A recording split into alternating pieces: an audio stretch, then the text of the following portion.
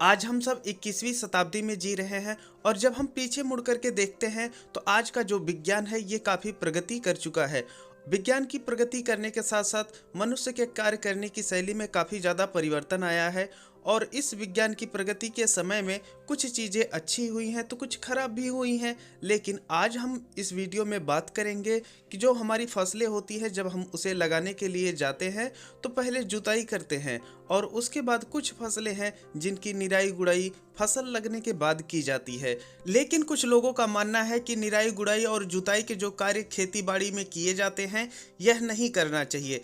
आज के समय में आप लोग देखते होंगे कि कुछ लोग निराई गुड़ाई जुताई कर रहे हैं, लेकिन वहीं पर कुछ लोग ऐसा नहीं कर रहे हैं। तो ऐसी परिस्थिति में कई किसानों को यह समझ में नहीं आता है कि उन्हें निराई गुड़ाई जो जुताई के कार्य होते हैं यह करने चाहिए या नहीं करने चाहिए। मार्केट में आज ऐसी खबरें उपलब्ध है जिससे किसानों को घाटा हो जा रहा है।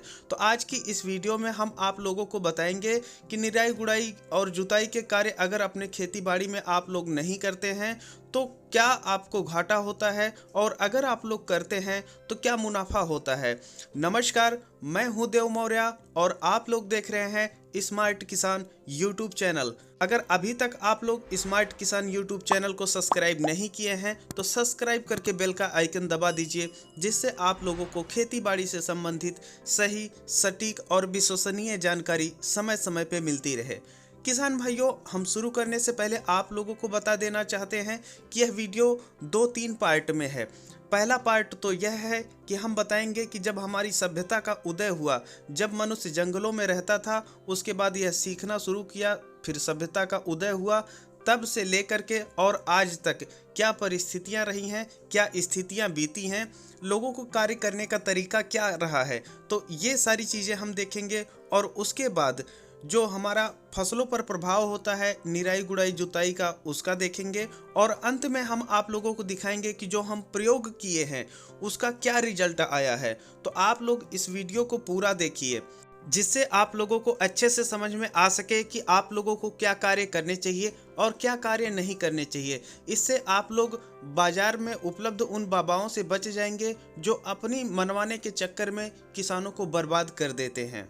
हम अपनी बात की शुरुआत करते हैं। मनुष्य जब जंगलों में रहा करता था तो अपने जीवन यापन के लिए वह जंगली जीवों का शिकार करता था और उनके मांस को कच्चा ही खाता था। और उसके बाद जैसे मनुष्य को ज्ञान हो गए हथियार के, तो उनकी सहायता से वह शिकार करने लगे। और इसके साथ साथ जब उन्हें आग का ज्ञान हो गया तो ऐसी परिस्थिति में जो वह जानवरों का मांस कच्चा खाते थे अब उसे पका करके खाने लगे, क्योंकि उन्हें कच्चे खाने की अपेक्षा पका कर खाने पर स्वाद मिलता था और उन्हें अच्छा भी लगता था। इसी तरह मनुष्य की जो सभ्यता है यह आगे बढ़ती रही और धीरे धीरे उन्हें फसलों के बारे में ज्ञान हुआ। जो जंगल में कुछ पौधे उगे हुए थे उन्हें खाने पर उन्हें स्वादिष्ट लगा और उनके पेट की भरपाई भी हुई और उन्हें जो एनर्जी है उससे मिली, तो उन्होंने उन पौधों का उपयोग शुरू कर दिया। और फिर सभ्यता जब आगे बढ़ी तो ऐसी परिस्थिति में उन लोगों ने उसकी खेती करना शुरू किया। जब मनुष्य ने खेती करने की शुरुआत की तो ऐसे परिस्थिति में पहले वह जंगलों में बीज फेंक दिया करते थे और उससे होने वाले उत्पादन को अपने उपयोग में लेकर के आते थे। लेकिन बाद में जब किसी कारण की वजह से उन्हें यह पता चला कि जहाँ पर मिट्टी ज़्यादा उपजाऊ है और निराई गुड़ाई हुई थी वहाँ पर उन्हें ज़्यादा उत्पादन मिला, तो ऐसे आगे के समय में उन्होंने निराई गुड़ाई जुताई और सिंचाई जैसे इत्यादि कार्य को करना शुरू किया। अभी तक जो चीज़ें हम आप लोगों को बताए हैं यह हम सब अपनी कक्षा 10 से पहले की जो किताबें हुआ करती थी इतिहास की, उसमें हम सब पढ़े हुए हैं कि मानव सभ्यता का उदय किस तरीके से हुआ, मानव जंगलों में कैसे रहा करता था और धीरे धीरे करके जब विकास किया तो कैसे वह गांव का निर्माण किया और उस तरीके से आज की परिस्थिति क्या बनी हुई है। लेकिन आज के समय में आप लोग देख रहे हैं उन्हीं चीज़ों के सिद्धांत के आधार पे मनुष्य नए नए यंत्रों का आविष्कार करना शुरू किया और आज के समय में हम कृषि जैसे क्षेत्र में काफ़ी बड़े और लेटेस्ट टेक्नोलॉजी के साथ कृषि यंत्रों का उपयोग कर रहे हैं और जो फसलों का उत्पादन था इसको कई सौ गुना बढ़ा करके, जिससे जो हमारी इस समय जनसंख्या है उसके पेट की भरपाई कर रहे हैं। अब आपको पता ही चल गया होगा कि जो जुताई का कार्य किया जाता है और फसलों में गुड़ाई का कार्य किया जाता है, यह ज्ञान हम लोगों को पूर्वजों से मिला हुआ है। लेकिन अब हम देखेंगे कि वह लोग जो निराई गुड़ाई का कार्य होता था, यह करते ही क्यों थे। देखिए, सबसे पहले हम आप लोगों को बता दें कि जब हम गुड़ाई का कार्य करते हैं तो जो हमारी मिट्टी होती है, यह पहले ठोस अवस्था में रहती है, और जब हम लोग खेतों की जुताई करते हैं या फसलों के बीच में गुड़ाई का कार्य करते हैं, तो जो हमारी मिट्टी है यह टूट जाती है और महीन महीन कणों में बिखर जाती है, जिससे जो हमारी मिट्टी का घनत्व होता है, जितनी भाग तक हमारे मिट्टी की गुड़ाई या जुताई हुई होती है, वहाँ तक जो घनत्व होता है मिट्टी का, ये कम हो जाता है। आप लोग देखे होंगे कि जब खेतों की जुताई होती है तो खेत पहले की अपेक्षा ऊंचा दिखाई देने लगता है। इसका कारण यही है कि जो इसका क्षेत्र था वहाँ पर इसका घनत्व कम हो जाने के कारण यह ज़्यादा भागों में फैल गया है, जिसकी वजह से यह ऊंचा दिखाई देता है। अब जब हमारी मिट्टी का घनत्व कम हो जाता है, तो ऐसे में जब हमारे पौधे लगते हैं वहाँ पर, तो जो उनकी जड़ें होती हैं यह विकास करती हैं खेतों में, मिट्टी के अंदर। अब अगर वही मिट्टी ठोस होती तो ऐसी परिस्थिति में हमारी जो जड़ें हैं उन्हें बहुत ही मुश्किलों का सामना करना पड़ता मिट्टी में अपनी जड़ें फैलाने के लिए। घनत्व का क्या महत्व होता है, इसको अच्छी तरीके से आप लोगों को समझाने के लिए हम एक उदाहरण देना चाहते हैं खेती बाड़ी से ही संबंधित। जब किसान भाई आलू की खेती करने जाते हैं और आलू की खेती के लिए खेत की तैयारी करते हैं, तो उस खेत को इतना अच्छे से जुताई करते हैं कि खेत में आपको ढेले नहीं दिखाई देते। मिट्टी जो होती है ये पूरी तरीके से भुरभुरी हो जाती है और उसके अंदर आलू के बीज डाले जाते हैं, और जो आलू होता है उसी में उसका मिट्टी के अंदर ही उत्पादन होता है। और किसान भाई आलू की सिंचाई करते समय यह ध्यान देते हैं कि जो पानी वह लगा रहे हैं, वह जो उनकी मेड़ है या जो बेड बनाए हैं आलू के लिए, वह पूरी तरीके से भीग ना जाए, क्योंकि अगर वहाँ पर ज़्यादा पानी पहुँच जाएगा, ऐसी परिस्थिति में वह मिट्टी जाम हो जाएगी। तो विशेष ध्यान रखा जाता है आलू की सिंचाई करते समय। और जब वह मिट्टी ज़्यादा जाम हो जाती है तो जो आलू का उत्पादन होता है यह प्रभावित हो जाता है। तो आप लोग यह समझ सकते हैं यहाँ पर कि जब आपकी मिट्टी में घनत्व ज़्यादा रहेगा तो आलू का उत्पादन कम होगा, और जब वहीं पर घनत्व कम रहेगा तो आपके आलू का जो उत्पादन होता है यह ज़्यादा होता है। एक उदाहरण हम आप लोगों को और देना चाहेंगे कि जब आप लोग देखे होंगे कि हम सब यह सुनते हैं कि मुंबई में जो ट्रेनें होती हैं, वहाँ पर जो पैसेंजर उसमें नीचे चढ़ते उतरते हैं स्टेशनों पर, देखे होंगे कि काफ़ी ज़्यादा भीड़ रहती है, और जिसे कुछ लोग गर्दिश भी बोलते हैं। तो ऐसी परिस्थिति में अगर कोई व्यक्ति, एक ही व्यक्ति है जो एक ट्रेन में जाकर के बैठता है और उतरता है, तो वह बड़े आराम से गेट को पार कर जाएगा। लेकिन अगर एक ही गेट पर 100 लोगों को डाल दिया जाए तो वहाँ पर भीड़ भाड़ या मारपीट वाला इलाका या क्षेत्र बन जाता है ट्रेन में चढ़ने के लिए।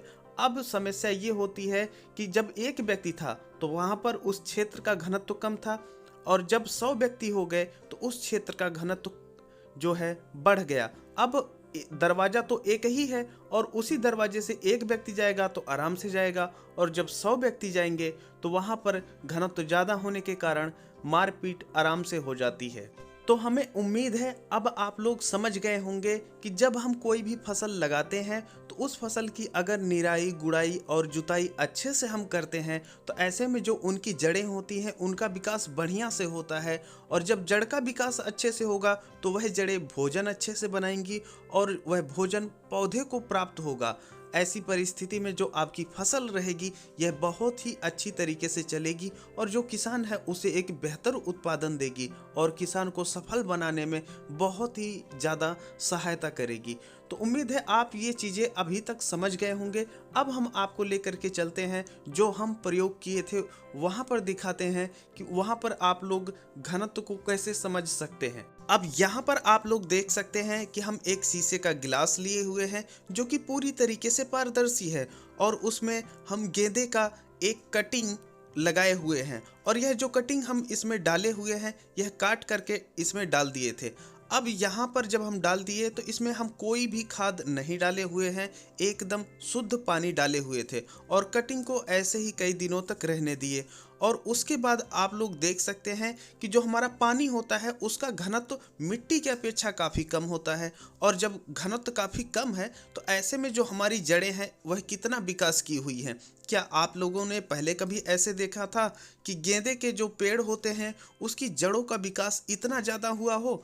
क्या आप यहाँ पर जो जड़ें दिखाई दे रहे हैं उनकी गिनती कर सकते हैं? यह कितने में है आप लोग देख सकते हैं। तो जो हम गिलास में पानी लिए थे वह उस पानी का जो घनत्व होता है यह आपकी मिट्टी की अपेक्षा बहुत ही ज़्यादा कम होता है। अब जब घनत्व कम है तो वहाँ पर जो जड़ें हैं यह ज़्यादा विकास करती हैं। अब जिस मिट्टी में घनत्व आपका कम रहेगा तो वहाँ पर जो आपकी फसल की जड़ें होंगी वह ज़्यादा विकास करेंगी। अब जब ज़्यादा विकास करेंगी ऐसी परिस्थिति में वह ज़्यादा भोजन बनाएंगी और आपका पौधा ज़्यादा अच्छे तरीके से चलेगा। तो आप लोगों को यकीन भी नहीं होगा कि यह कटिंग है। तो ऐसा है कि आप लोग इसे घर पे भी अपने ट्राई कर सकते हैं। और अगर मान ही हम लेते हैं कि इसकी कटिंग नहीं हम ग्रो किए हैं, एक पौधा ही हम इसे लगाए हैं, तो ऐसी परिस्थिति में क्या इतनी ज़्यादा जड़ों का विकास हो सकता है? आप लोग यहाँ पर देख सकते हैं।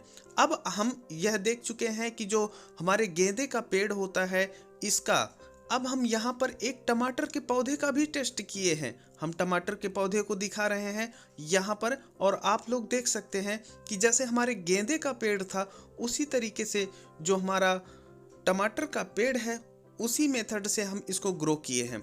और यह जो मेथड होता है इसे हाइड्रोपोनिक्स मेथड कहते हैं। आज के समय में जब 21वीं सदी चल रही है तो दुनिया खेती के एक अगले तरीके पे जा रही है और कुछ लोग हैं कि जो पीछे लेके जाना चाहते हैं। फिर भी ऐसी परिस्थिति में जब हम टमाटर का पौधा इसमें ग्रो किए हैं तो वह कटिंग थी और कटिंग से ही इतनी ज़्यादा जड़ों का विकास हुआ। अब आप लोग देख सकते हैं कि इसका मुख्य कारण क्या रहा है कि इतनी ज़्यादा जड़ें विकसित हुई हैं। इतनी ज़्यादा जड़ों का विकास करने का मुख्य कारण यही है कि जो पानी में हम पौधे ग्रो किए हैं, पानी में जो घनत्व होता है ये कम था मिट्टी की अपेक्षा। क्या ये पौधा अगर हम मिट्टी में डाले होते तो इतनी ज़्यादा जड़ों का विकास हुआ होता? यह सवाल हम आप लोगों से पूछ रहे हैं। इसको आप लोग कमेंट बॉक्स में ज़रूर बताएं। तो ये हमारा जो प्रयोग था यह हम आप लोगों को दिखा चुके हैं। हमें उम्मीद है अभी तक जो चीज़ें हम आप लोगों को बताए हैं यह पूरी तरीके से आप लोग समझे होंगे।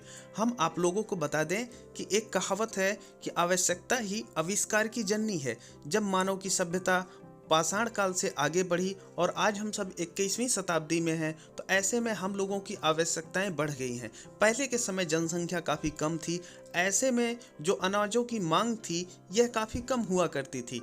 लेकिन आज हमारे दुनिया की जो जनसंख्या है यह 7 अरब के ऊपर पहुंच चुकी है और उनके लिए भोजन का उत्पादन करना एक बहुत ही कठिन कार्य हो चुका है। ऐसे में कई तकनीकें ऐसी विकसित करने की कोशिश की जा रही हैं जिससे हम ज़्यादा से ज़्यादा उत्पादन ले सकें। और ज़्यादा उत्पादन लेने में जो निराई गुड़ाई का कार्य किया जाता है यह बहुत ही उपयोगी होता है, जिससे जो फसलों का है उत्पादन है यह बढ़ाया जाता है।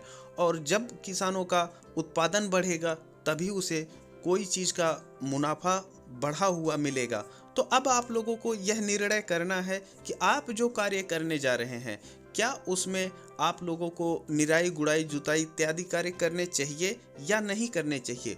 यह प्रश्न हम अब आप लोगों के ऊपर छोड़ रहे हैं। आप लोग डिसाइड कीजिए आप लोगों को क्या करना है क्या नहीं करना है।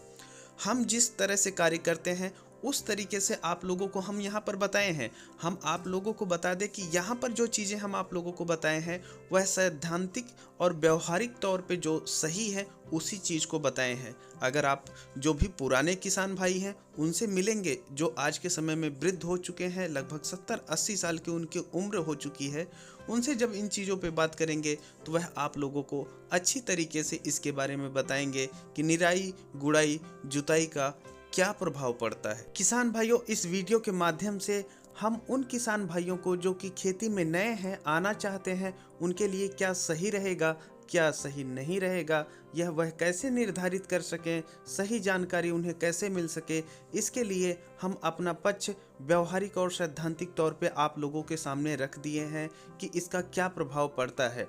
अब आप लोगों का क्या विचार है कि आप लोगों को जुताई निराई गुड़ाई इत्यादि कार्य अपनी फसलों के लिए करने चाहिए या नहीं करने चाहिए, या अगर आप लोग जुताई जैसे कार्य नहीं करते हैं तो आपकी फसलों के ऊपर क्या प्रभाव पड़ेगा। इसके लिए आप लोग अपनी राय कमेंट बॉक्स में हमें दे सकते हैं। जो किसान भाई खेती बाड़ी कर रहे हैं तो अपनी महत्वपूर्ण राय कमेंट बॉक्स में ज़रूर दिया कीजिए। यह हमारा पक्ष था, आप लोग अपना पक्ष भी कमेंट बॉक्स में रख सकते हैं। ये वीडियो आप लोगों को कैसी लगी हमें ज़रूर बताइए। हमारा हमेशा से उद्देश्य यह रहता है कि जितने भी किसान भाई हैं, चाहे वह नए हों या पुराने किसान हों, उन्हें सही, सटीक और व्यवहारिक विश्वसनीय जानकारी मिलनी चाहिए, और यही हमारा दायित्व बनता है नैतिक तौर पे। और हम हमेशा आप लोगों के लिए जो सही रहेगा वही लेकर के आते रहेंगे। मैं हूं देव मौर्य और आप लोग देख रहे थे स्मार्ट किसान यूट्यूब चैनल। हम आप लोगों से मिलते हैं एक और वीडियो में, तब तक के लिए चलते हैं। जय जवान, जय किसान।